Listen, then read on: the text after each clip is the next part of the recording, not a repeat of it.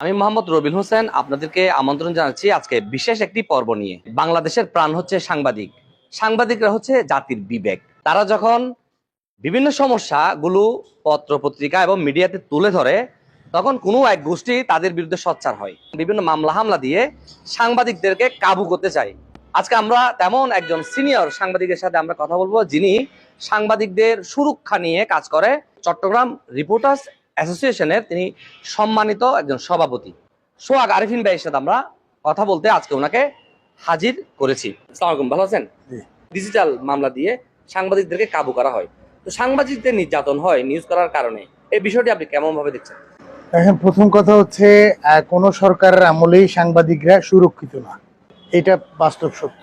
দ্বিতীয় কথা হচ্ছে যে এটা চলতেছে একটা অন্তর্বর্তীকালীন সরকার।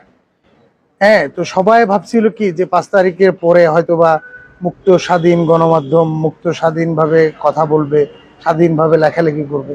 সেই পরিবেশটাও এখন আমরা পাচ্ছি না। যেমন দেখেন, এই চট্টগ্রামে আমি যদি ভুল না করি হয়তোবা 54 জনের নামে বিভিন্ন ধরনের মামলা হামলার শিকার হয়েছে এবং 2-1 সম্পাদকও আছে। চট্টগ্রাম প্রতিদিনের সম্পাদক আয়ন শর্মাও আছে। তারপর আমাদের আরেক সিনিয়র বড় ভাই উনিও আছেন। তো দেখেন, আমরা কিন্তু সুরক্ষিত না। এই যে সাংবাদিক সুরক্ষা আইন কিন্তু প্রণয়ন করা হয়নি এখনো। আমাদেরকে কলা ঝুলানোর মতো কিন্তু ঝুলিয়েই রাখা হয়েছে। এটা কিন্তু একদম বাস্তব সত্য। অনেক সাংবাদিক সিনিয়র সাংবাদিক নেতা এরা আমার কথায় মনক্ষুণ্ণ হতে পারে, কিন্তু এটাই সত্য।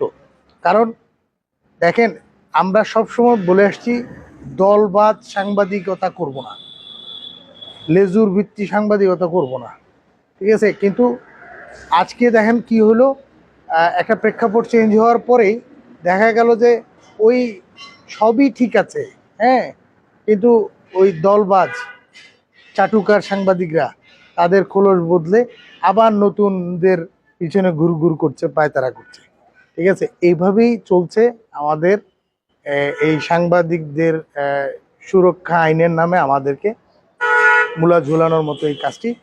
তো আসলে আমাদের সাংবাদিক সুরক্ষা আইনটি অতীব দ্রুত প্রণয়ন করা উচিত এবং সাংবাদিকদের এই আইনটি প্রণয়ন করে, হ্যাঁ, আমাদের সাংবাদিকদের অধিকার আদায় করা উচিত। আমাদের এক ঐক্যে আসতে হবে। আমরা ঐক্যবদ্ধ নই।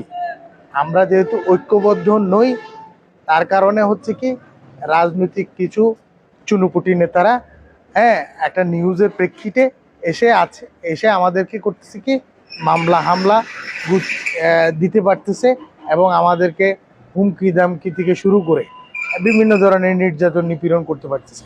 আবার দেখেন, একদম কোনো ক্রমে এটা ভুল না, এই যে সাংবাদিকদেরকে মামলা হামলা এবং হুমকি দামকি, এটার পিছনে কিন্তু সাংবাদিকরাই জড়িত।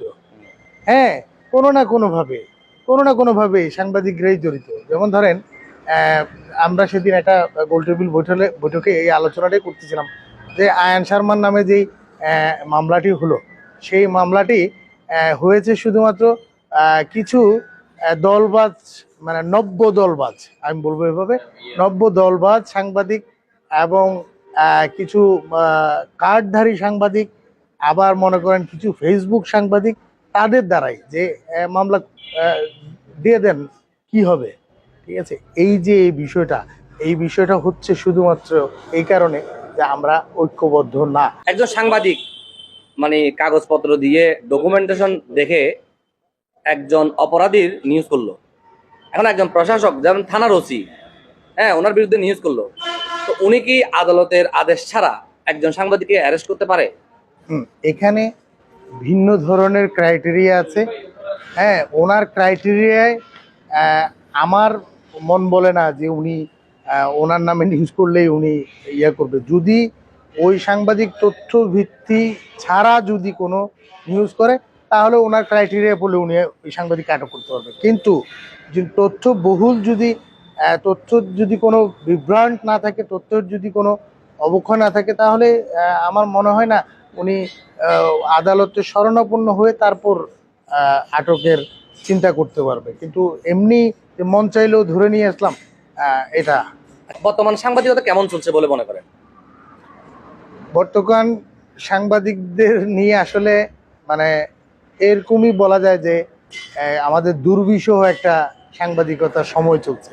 দুর্বিষহ দুর্বিষহ এবং মানে এটা যদি বলি যে দেখেন কিছুই আপনার মনে আছে অনেক কথা, আপনার লেখার ইচ্ছে আছে অনেক কথা, কিন্তু আপনি লিখতে পারছেন না, কিন্তু আপনি বলতে পারছেন না। এই যে আজকে আজকে একটা ইয়া দেখলাম সময় টিভিতে, আমাদের এক সিনিয়র সাংবাদিক তথ্য প্রেস সচিবকেই বলছে, আমি উদ্দেশ্য করে বলছে যে কেন প্রধান উপদেষ্টাকে নিয়ে লেখা যাচ্ছে।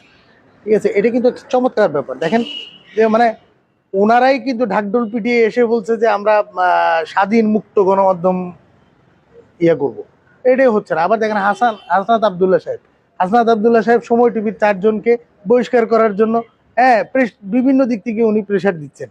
তাহলে কোথায় কোথায় দুর্বিষহ বলা ছাড়া আর কোনো উপায় নেই। যারা বর্তমানে সাংবাদিকতায় পেশায় জড়িত বা যারা তরুণ সাংবাদিক, তাদের উদ্দেশ্যে আপনি কোনো মেসেজ আছে কিনা? আমি শুধু তরুণ সাংবাদিকদেরকে এতটুকুই বলবো, তথ্য নির্ভর সংবাদ প্রকাশ করুন। হ্যাঁ, একটা শ্রেণী লেগেই থাকবে আপনার হেয় প্রতিপন্ন করার জন্য, আপনাকে মামলা হামলার জন্য একটা শ্রেণী লেগেই থাকবে। এতে ভয় পেয়ে পিছুপা হওয়ার কিছু নেই, আগে বাড়ো। সাংবাদিকতা করতে গেলে অনেক রকম প্রেশার আসবে। যারা আসলে মুক্ত গণমাধ্যমের স্বাধীনতা চায় তারা কিন্তু মামলা হামলাকে কোনো ভয় পেয়ে কিন্তু নিউজ করে না। দলবাজ সাংবাদিকদেরকে রুখতে হবে, এটাই হচ্ছে প্রধান কাজ। একজন সাংবাদিকের প্রতি মাসের যে আয়টা হয়, সে আয়টা দিয়ে তার বাচ্চার সন্তানের পড়ালেখাও কিন্তু হয় না, এমন অবস্থা, এমন দুর্বিষহ অবস্থা। এই দলবাজ সাংবাদিকদেরকে যদি নিয়ন্ত্রণ করা যায় তাহলে বাংলাদেশের স্বাধীন এবং সাংবাদিকতা প্রতিষ্ঠিত হবে আমরা মনে করি। আমরা যারা সাংবাদিক রয়েছে সবাই ঐক্যবদ্ধ হয়ে দেশের কল্যাণে কাজ করতে হবে। সাংবাদিকদের মধ্যে যেই দলাদলি রয়েছে, সাংবাদিকদের মধ্যে যেই পক্ষ বিপক্ষ রয়েছে, সেটি না হয়ে সবাই ঐক্যমত্যের ভিত্তিতে রাষ্ট্র কিভাবে চলবো এবং মুক্ত স্বাধীন গণমাধ্যমের কাজ কিভাবে করব, সেই প্রক্রিয়ায় আমরা যাই। তাই সোহাগ আরিফিন ভাইয়ের একটি মেসেজ, সেটি হচ্ছে আসুন আমরা দেশের কল্যাণে কাজ করি, মুক্ত স্বাধীন গণমাধ্যমকে বাংলাদেশে প্রতিষ্ঠিত করি। সাংবাদিকতা করতে হলে যে সরকারি ক্ষমতা থাকুক, তাদের কোনো ভুল ভ্রান্তি হলে সেটি তুলে ধরা কিন্তু সাংবাদিকের কাজ। তাই স্বাধীনভাবে তুলে ধরলে যাতে কোনো সরকার কোনো সাংবাদিকের উপর নির্যাতন চালাতে না পারে, সেজন্য একটা আইন জরুরি। সবাই ভালো থাকবেন। আসসালামু আলাইকুম রহমতুল্লাহ।